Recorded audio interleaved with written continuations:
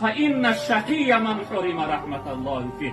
تن از همه بدبخترین شخصیت همون انسانی هست که از خوبی های ماه رمضان خود را محروم و بی‌نصیب میگردونه. یعنی حرکت نمیکنه، استفاده نمیبره، روزه نمیگیره، ذکر و تلاوت و توبه و استغفار نداره، یعنی نماز تراویح نمیآید، قدر این ماه بزرگ نمیدونه. از همه بدبخترین شخصیت حضرت گفتن همون نفر است. و این خاطر ما و شما برادران بزرگوار من حرکت داشته باشیم، از لحظه های نورانی این ماه استفاده کنیم. پیغمبر بزرگوار صلی الله علیه و سلم میفرمایند که ان للصائم فرحتان، گفتن انسان روزدار از روزه گرفتگیش دو خوشحالی از خود میکنه، یعنی دو خرسندی از خود میکنه.